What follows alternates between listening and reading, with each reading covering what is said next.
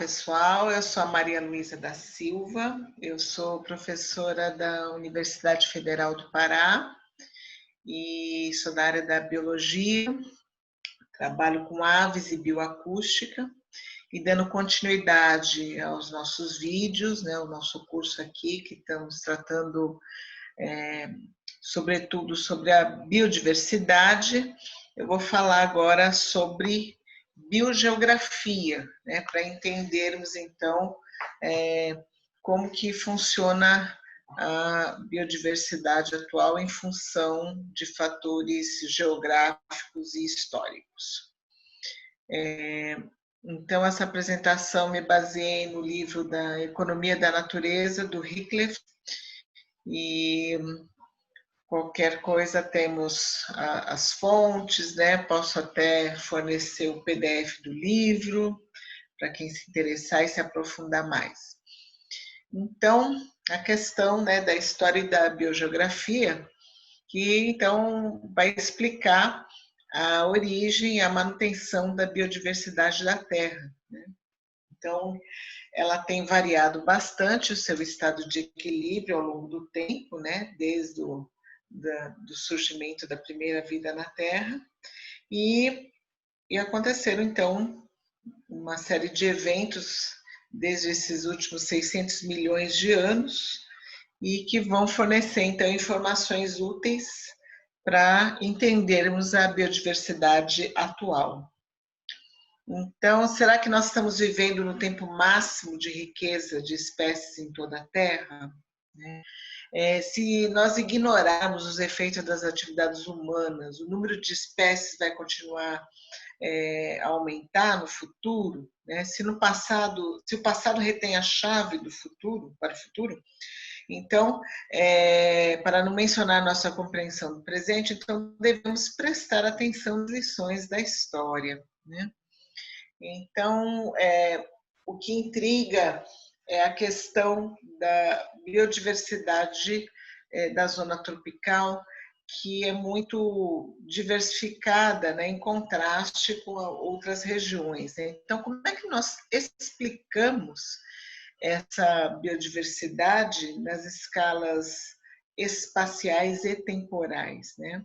Então, parece que as condições tropicais apareceram sobre a Terra muito antes, né, do que as regiões de locais temperados, mais frios, com as estações bem marcadas. E as zonas tropicais e subtropicais, que atualmente cobrem uma área maior do que as regiões polar e temperada, mesmo nos tempos remotos, então elas tiveram historicamente uma área maior, né? Então, nós vamos explicar tudo isso. Então, teve uma porção de mudanças dramáticas, né? E eventos que foram, então, modificando essas biodiversidades, né?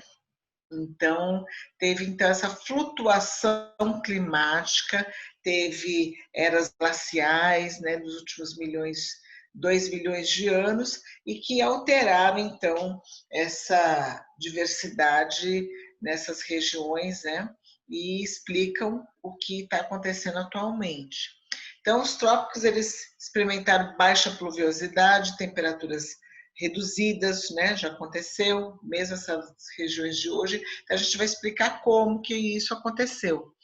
Então, florestas ombrófilas, né, que tinham folhas largas e exuberantes, eram mais restritas e fragmentadas. Então, houve uma série de eventos ao longo do tempo, desde o Cambriano até o Cenozoico, da era mais recente, existência de vida na Terra, desde organismos marinhos, os trilobitas, que são, então, grupos que nós conhecemos também pelos fósseis, né? Houveram vários eventos de extinção em massa e houve também, então, aumento, né, uma radiação de espécies e que teve uma flutuação ao longo do tempo. Como é que a gente sabe dessas informações? Né? Através de registros geoquímicos, traços fósseis, né, deixados pelos táxons que já se extinguiram, distribuições geográficas e relações evolucionárias das espécies atuais, né, algo que também nós vamos explicar ao longo desse capítulo, desse vídeo, e então a gente vê que não tem uma distribuição uniforme, né, de plantas e animais na superfície da Terra. E cada parte do planeta tem uma fauna e flora diferente, né? Então, como que acontece isso?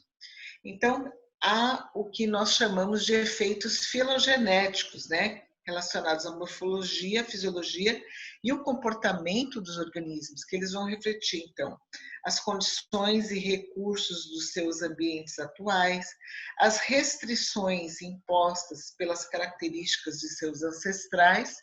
Por exemplo, né, os marsupiais são o grupo mais presente, mais diversificado na Austrália, né? Embora tenha também, então, na América, e a gente vai ver por que também. Então, mas esse padrão não é resultado só de uma inércia evolucionária, né? Porque eles só evoluíram ali, né? Porque teve, então, fatores históricos que determinaram essa concentração de diversificação dos marsupiais, então, na Austrália. Então, são características compartilhadas por uma linhagem, sem restrição de fatores ambientais, e que são, então, chamados aqui de efeitos filogenéticos, né?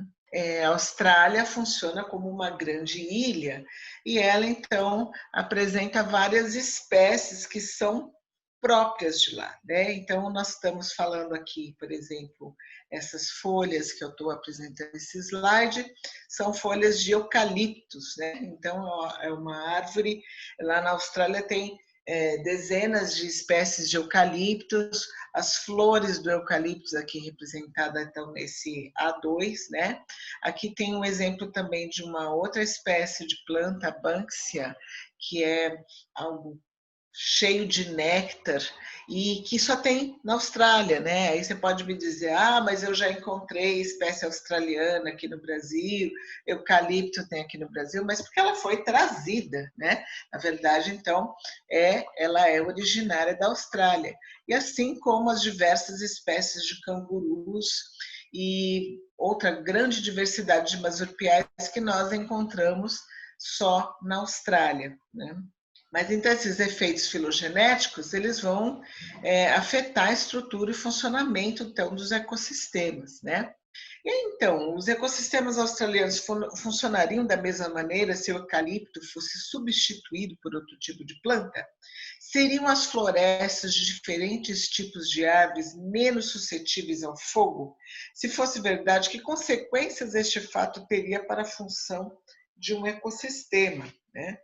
Então, você pode mudar essa pergunta para: será que nós poderíamos ter, por exemplo, gorilas na floresta amazônica? Né? Por que nós não temos? Por que tem essa distribuição dos animais e plantas atual? Né? Então, são fruto de fatores históricos, de uma evolução daquele local, embora haja semelhança no clima, por exemplo, se considerando em relação à Austrália, talvez a região árida do México teria uma semelhança muito grande de clima, de condições, de plantas equivalentes, mas não tem a mesma composição de espécies, exatamente por fatores históricos. Então, os ecólogos reconhecem características chaves dos registros geológicos, né? A Terra se formou, então, há 4,5 bilhões de anos atrás, né? Aí, no primeiro bilhão de anos, teve, então, o surgimento das primeiras formas de vida, né? Então, a maior parte do tempo da história da Terra ficou, então, junto com essas formas primitivas, né? Que seriam quais? Né? Seriam, então, bactérias e que seres unicelulares que não tinham nenhuma célula organizada, na verdade, em núcleo, um núcleo organizado, né? E aconteceu então no início tinha aquelas primeiros seres que usavam, então, metabolismo anaeróbico, já que o ambiente, então, não oferecia ainda o oxigênio, não haviam as plantas para fazer fotossíntese e produzir oxigênio, né?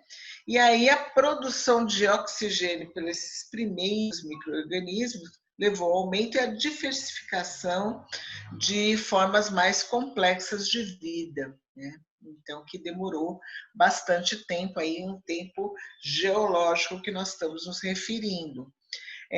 Então, há 590 milhões de anos atrás, que começou realmente a diversificação da maioria dos filos de invertebrados, né?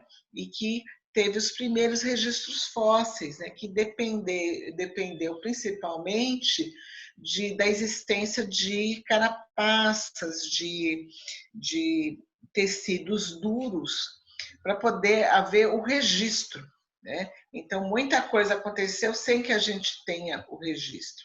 Então, a Era Paleozoica, que foi a primeira, né, das 3 maiores divisões no tempo geológico, e que vai refletir a diversificação dos animais, né?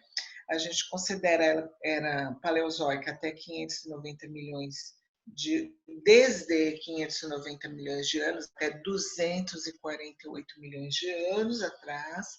Era a Mesozoica, né? O nome diz que está intermediária, de 248 milhões até 605 milhões de anos atrás. E a Era Cenozoica, que é a mais recente, desde 65 milhões de anos até os tempos atuais, né? Então, a primeira célula eucariótica, né, que é a que teve, então, aquela membrana nuclear, é o tijolinho de construção básico de todo organismo complexo moderno. E é, então, produto do último bilhão de anos de evolução. Então, grande parte das evidências das formas iniciais de vida complexa, então, vão consistir de rastros de covas na lama, né, de moldes que eles fizeram e nós podemos encontrar nas lamas nas quais eles viveram, né? E tudo isso mudou, então, há cerca de 540 milhões de anos atrás, né? Quando teve, então, o início do Paleozoico, que paleo quer dizer antigo. E aí a maioria dos filos modernos, então, começou a surgir, a ter registro fóssil, né? Que são, então, através dos tecidos mais duros. Aqui é a figura ilustrativa, né? De um ambiente da era paleozoica bem animado, cheio de formas diversificadas, com seus exoesqueletos que ficaram preservados, né? Por isso que nós temos, então, como fazer essa simulação, essa animação aí de ambiente com essa representação gráfica através, então, dos modelos que foram encontrados em registros fósseis. Tudo isso a gente usa, então, também para explicar a diversificação e como os animais se distribuem. Aí não podemos deixar de falar de deriva continental, né? Então, os continentes se movimentam, eles ainda continuam a se movimentar e já se movimentaram muito ao longo de toda a história da Terra, né? Então, são como ilhas de rochas de baixa densidade que elas flutuam sobre o material denso do interior da Terra e que vão ser carregados ao longo de convecção das correntes. Então, tem movimentos, né, que são, então, possíveis de serem detectados, medidos ao longo do tempo, e nós temos várias evidências de que esses movimentos ocorreram, né, e as formas atuais viventes nós podemos dizer muita informação sobre a deriva continental. Então, esses movimentos eles têm 2 consequências ecológicas principais, que são as posições dos continentes e dos oceanos, que vão influenciar o clima e vão criar e quebrar barreiras para a dispersão das espécies, né? O que são essas barreiras? Oceanos, rios, várias montanhas, existem barreiras ecológicas, né? Diferentes ambientes, barreiras, então, de microclimas, de detalhes dos elementos abióticos de um determinado local podem, então, ser uma barreira também, e que vai, então, ser um grande elemento para a diversificação, que nós vamos explicar, né? Aqui nós temos o esquema de como foi, então, como eram os continentes durante o período permiano, há 250 milhões de anos atrás, aqui a primeira representação do globo, quando os continentes, então, eram todos unidos, mas eles foram também fragmentados anteriormente. Então, nessa união, a gente chama, então, que houve a Pangeia, né?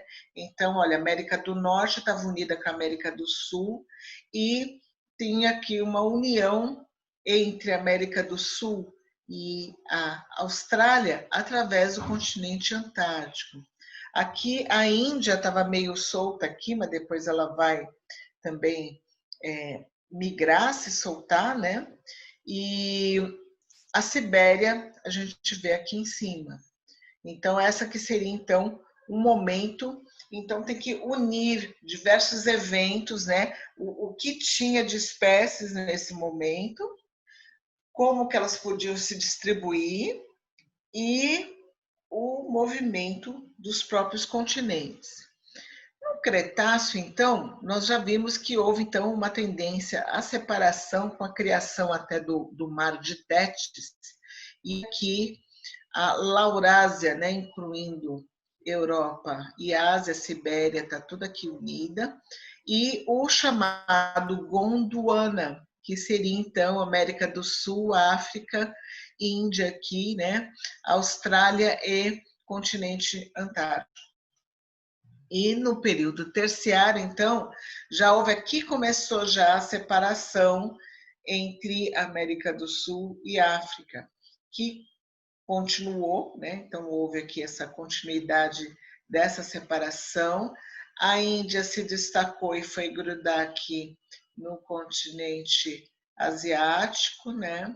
E mostra aqui algumas união do Beríngia, né? Que tinha então entre aqui a Ásia e a Europa, e o continente antártico, ainda bem próximo aqui da América, né? E aí aqui ainda unido com a Austrália.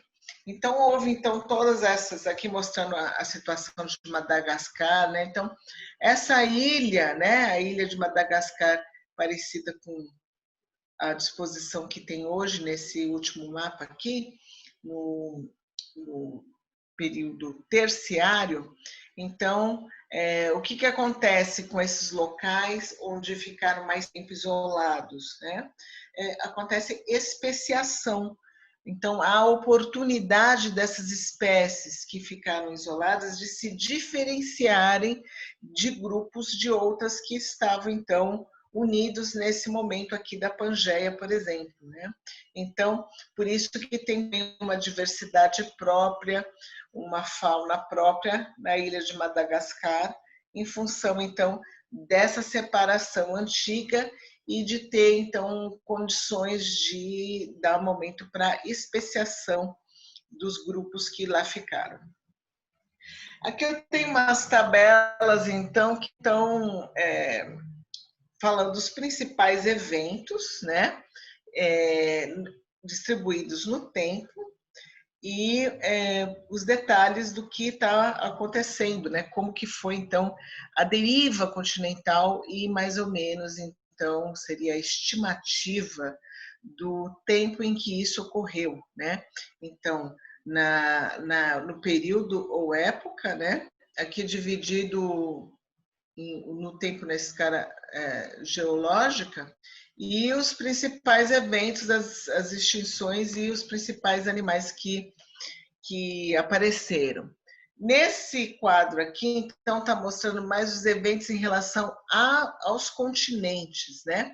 Então, na verdade, a gente teria que fazer uma leitura desse quadro aqui com o próximo, que mostra, então, a separação dos continentes, né?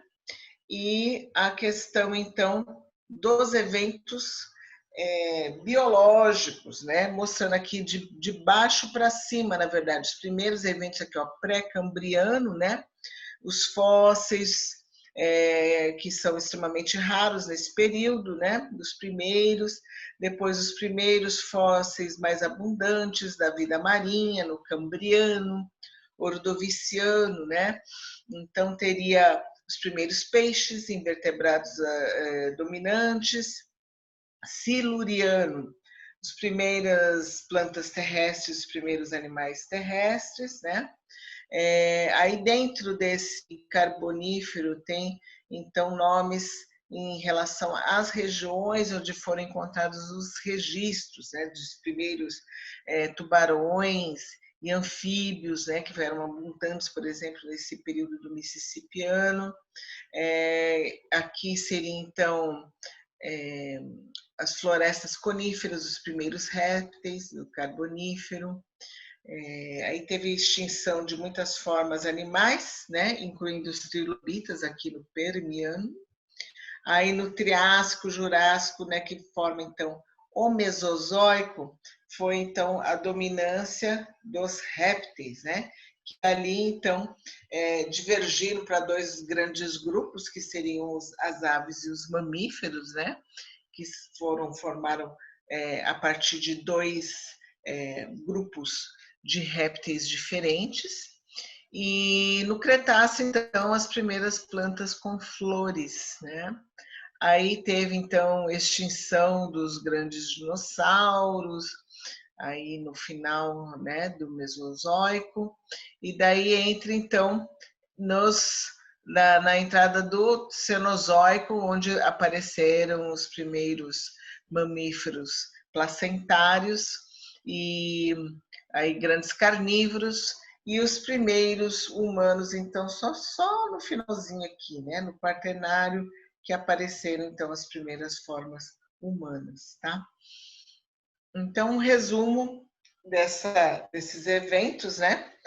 E aí, então, só mostrando aqui, né, continuando a questão lá da como que foi a distribuição dos animais desde a Gondwana, tem um exemplo aqui clássico, mostrando, então, os pássaros que não voam e como que eles foram distribuídos entre os continentes do hemisfério sul, né? Que eles formavam a Gondwana. O que era a Gondwana mesmo? Então, era a América do Sul, África, unida pela Antártida até a Austrália, né? Então, eles descenderam de um ancestral comum desde essa época. E aí a gente encontra essas espécies que eu vou mostrar em seguida nesses três locais. Então a gente entende por que elas têm essa semelhança em locais que hoje são muito distantes, porque os continentes, né, andaram, derivaram. E o que a gente chama dessa população ancestral, que é amplamente distribuída e depois, pela deriva continental, ela é separada, é chamada, então, de vicariância, né? Então, deixa eu mostrar primeiro esses slides aqui dos pássaros. Então, a gente encontra atualmente aqui uma ema, né? Um avestruz, casuar e o emu, essas espécies são todas existentes, viventes, né? E o moa não, e o kiwi ainda existe, são todos grupos de aves que não voam, né? O kiwi, na verdade, ele tem, então, uma perda secundária da capacidade de voar, na verdade, ele não tem nem asa, que mora aqui, então, na Nova Zelândia, que também tem espécies muito diferentes, né, endêmicas de lá em função dessa questão do isolamento. Mas tem uma grande semelhança entre esses grupos de aves aqui que são encontrados, então, nesses continentes que, na verdade, são bem distantes atualmente, mas já foram unidos nessa época, então, e que tiveram uma dispersão aqui através desse platô Kerguelen, que é, então, parte hoje, né, do continente antártico, né?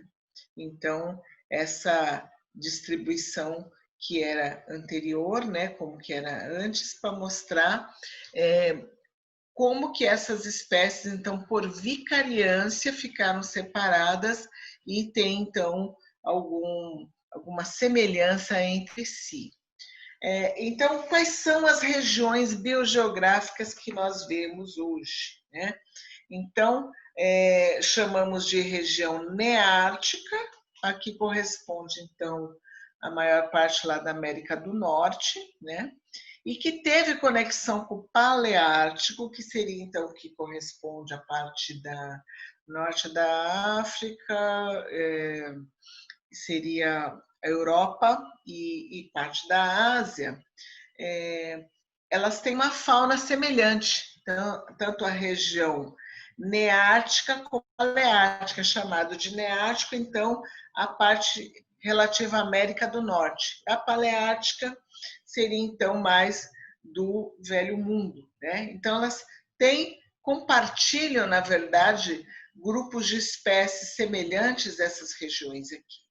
Aí tem a região etíope, que é da África, que tem uma longa história de isolamento do resto do mundo, que por isso que tem, então, a questão de espécies que só ocorrem lá, né?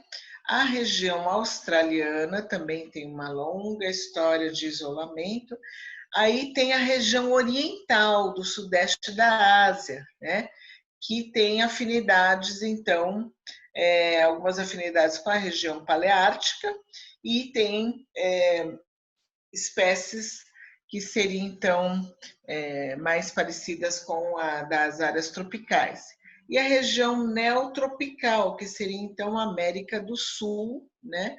Pega a América Central também, e está isolada do Neártico até por volta de 3 milhões de anos, através da separação pelo Istmo do Panamá. Durante vários anos, então, no momento, ficaram unidos essas duas regiões, a neotropical e a neártica, e houve, então, uma troca de espécies, por isso que nós temos espécies em comum com a região neártica, né? Então, aqui mostrando no mapa as grandes regiões, existem sub-regiões dentro de cada grupo desses grandes grupos biogeográficos aqui, né? Neártica, neotropical, etiópica, paleártica, olha como pega toda essa região, até olha, o norte da África também tem espécies parecidas com a da Europa, né? A gente fala espécies, seriam, então, todos os grupos de espécies, né? Tanto plantas quanto mais os animais que teriam mais afinidade,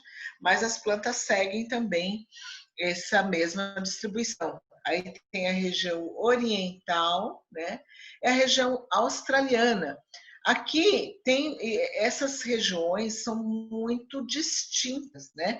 E na região então de confluência, na verdade, é muito interessante, porque parece como se fosse um portal, realmente, né? Então, é muito nítido aqui nessa região, que tem até uma linha aqui, que é chamada de linha de Wallace, que divide a oriental com a australiana, né? Então, é como se você ultrapassasse aqui essa região de Bornéu de barco, parece como se entrasse num portal de outras espécies completamente diferentes, né? É parecido com o que acontece aqui na América do Sul, no norte, na região caribenha, né? Também é como um portal. Dentro da região amazônica existem várias sub-regiões também que mostram, então, várias distinções, né? Do centro de endemismo Belém, aí tem a região do norte do Rio Amazonas, que tem outras espécies muito distintas dentro dessas regiões. E o destaque também para que essa pontinha do sul da América, da África do Sul, em que tem então uma sub-região muito diferenciada, representada então pelas protéias, né, um grupo de plantas que só existe lá, né? Então teve uma especiação aqui, tem espécies de aves também que acompanham, então, né, que tiveram uma coevolução junto com essas espécies de plantas que, aliás, tem muito néctar, né? Então tem nectarívoros que vivem aqui e que evoluíram essas espécies em função da presença dessas plantas.